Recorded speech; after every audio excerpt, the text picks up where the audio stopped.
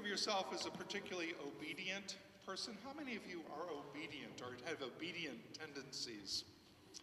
Not a whole lot, huh? Last night I went to bed thinking of myself as not a particularly obedient person. Somebody said, if Kevin says to me, do this, I go do it right away without thinking. I don't think of myself that way.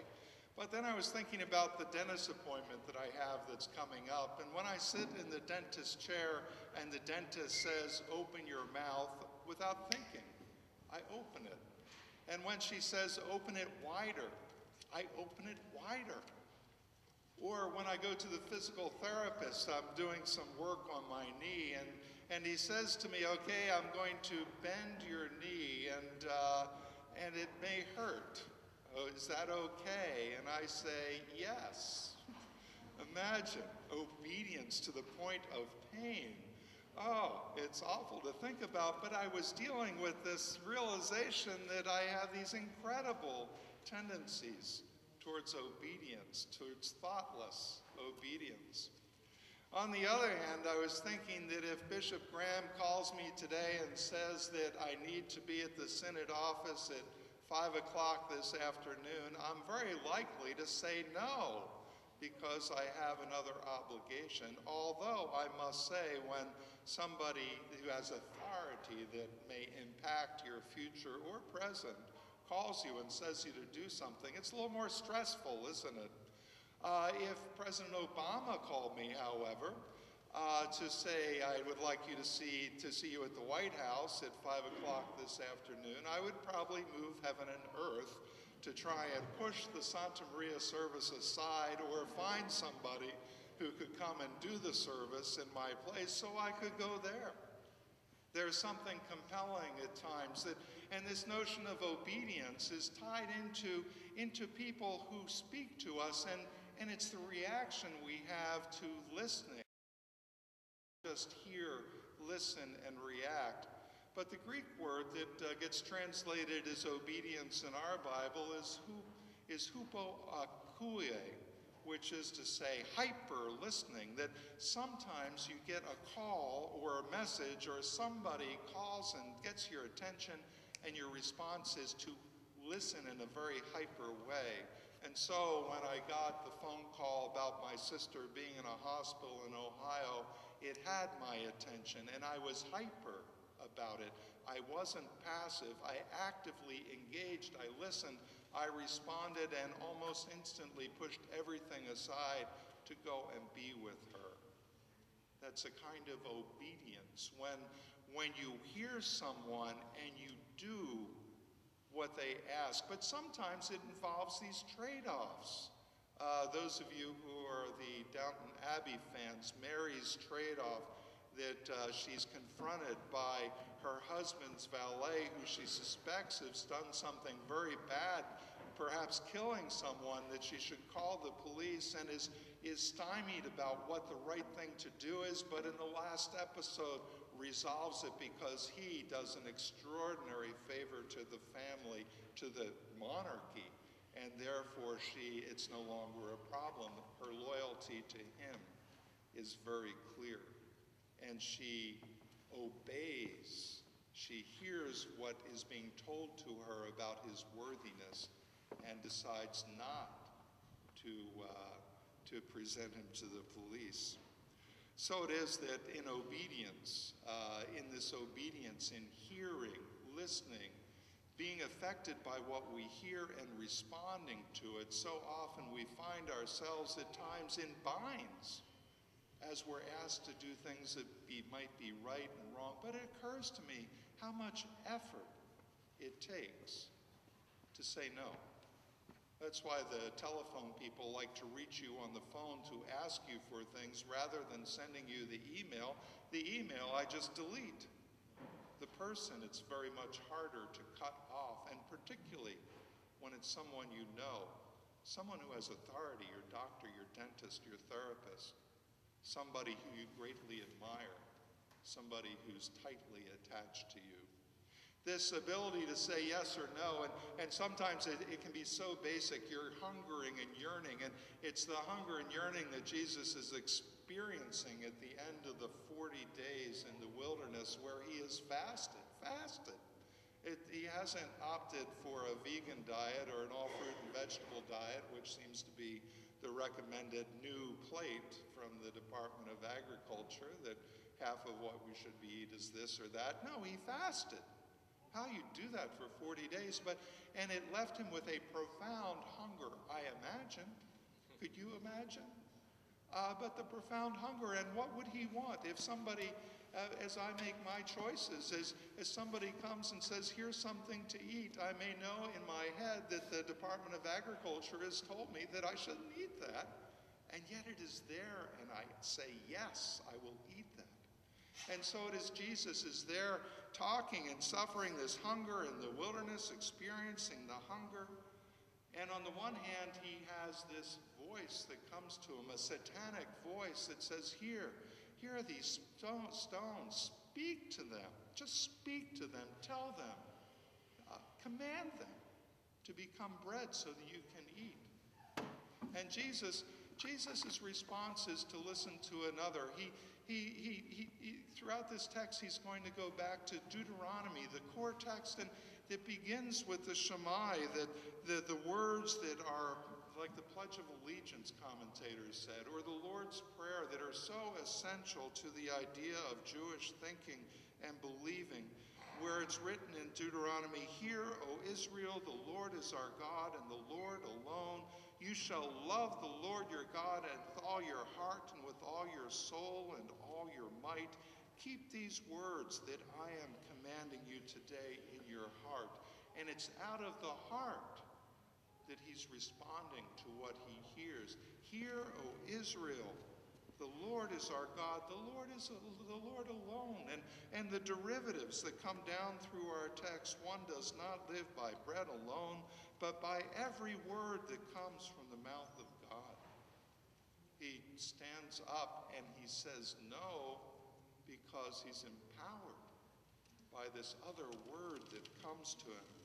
Or Satan comes back, the devil took him up and to the holy city and placed him in the pinnacle of the temple, and if you're the Son of God, throw yourself down and the angels will stop you from hitting even your foot on the stone. And again, Jesus calls on this text from Deuteronomy, do not put your Lord your God to the test.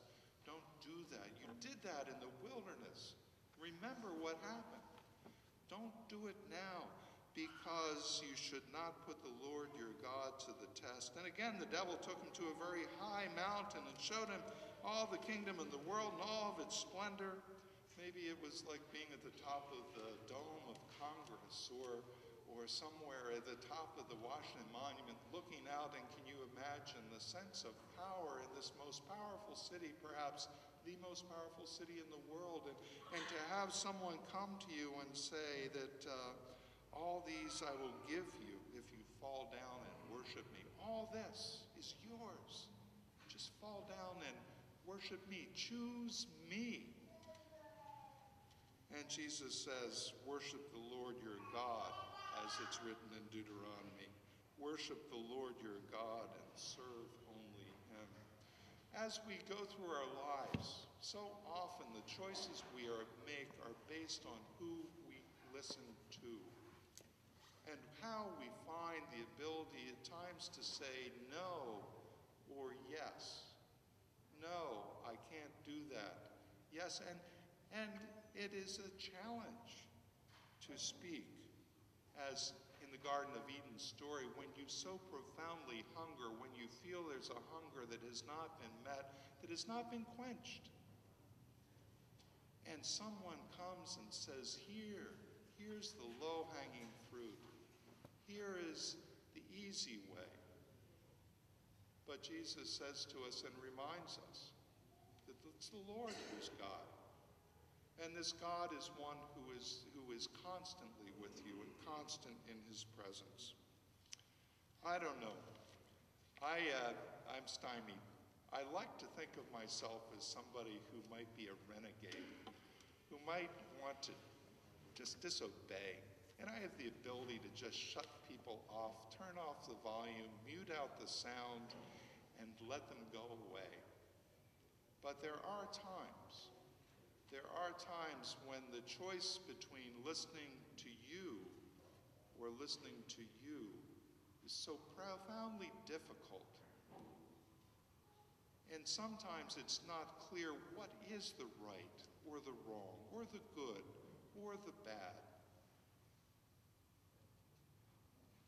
But with God's presence, with the constancy of God, the one who says that if I hear the Lord is our God and the Lord alone, you shall love the Lord your God with all your heart, with all your soul, with all your might.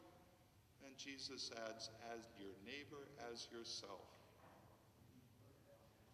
That is the seed of disobedience, the ability to stand up and in civil disobedience say, because I so love the Lord and you and you and you, I can find my way through this because in this love, in this God-given, commanded love, I can find my way through what is the right and the wrong and the good and the bad, because God has so loved me that I am compelled to find my way to love you. A favorite quote from William Lazarus, a Lutheran theologian, a mentor of sorts, said, whenever you love more than one person, the question of justice always arises. If you have two children, you always have questions of justice. If you have two friends who call you and say, what are you doing on Friday night? It's the right relationship. It's the managing of right relationships and this riddle. How do I love and make choices and stay faithful to those who call upon me to respond to them? Maybe that's why Jesus needed angels to come and minister to him. And maybe that's why you need angels in your life as well. And God provides Jesus with angels who minister to him. And God provides you with the loving presence of angels in your life if this gospel is true. And I believe it is. And because it is, I can say thanks be to God.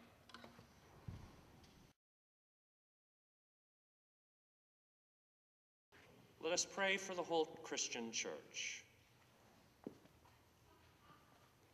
Instruct and teach the church throughout the world in the way that it should go, so that it worships and serves only you. Give our own bishops, Elizabeth and Richard, our pastor John and our vicar David, discerning minds, gracious tongues, and loving hearts as they proclaim the gospel and administer the sacraments. God of mercy, let us pray for the well-being of creation. Renew all waters, lands, and skies to reflect your glory, and guide us to be respectful in how we use these earthly resources as individuals, as households, and as local, national, and international communities. God of mercy, let us pray for all nations and peoples. Grant justice where there is inequity, peace where there is conflict, and wisdom for all who lead, especially today in Ukraine, Russia, Syria, Egypt, Israel, Palestine, and in our own United States. Bless the people of El Salvador with hope for a better future as they go to the polls today, and guide and protect the members and friends of this congregation who are standing with them there as they vote.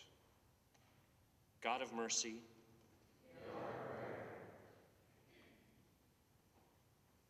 let us pray for all in need. Provide caring communities for all who are burdened by grief, illness, and other urgent crises, especially all who mourn the death of Kyle and Colin Perry, especially the Perry family. All who mourn the death of Barbara Lewis, especially the Lewis family. Anne and Anthony Robinson, Marcy and Ed Danaher, the Chen family, David, Tanya, Nick, and Katya Lawrence, Beverly Wiedmanstein, and Dorothy Hairston. For members of this congregation who have asked for our prayers, Betty Anderson, Bob Anderson, Mary Ando, Joyce Stansel, the Ventura Marquez family, Randall Bowe, Novella Bradley, Alex Brown, Lou Costanza, Pearl Cox, Herman Davis Jr., Carolyn Gist, Francisco Bonilla, Pauline Hancock, David Hatfield, Chuck Holmes, Ruth Hunter, Renee Ivory, the Joya family, Graciela Reyes, Herman Rodriguez, Diane Schilke, Craig Shireman, John Shutt, and Al Young. And for the family members, friends, and neighbors of this congregation for whom we have been asked to pray today, Audrey Audio, David Bastis, Angela Bateman, Shirley Berube, Zach Book, Sarah Brown, Westling, Camille Bowers, Barbara Agan, Mary and Bill Bergen. Preserve them all from trouble. God of mercy,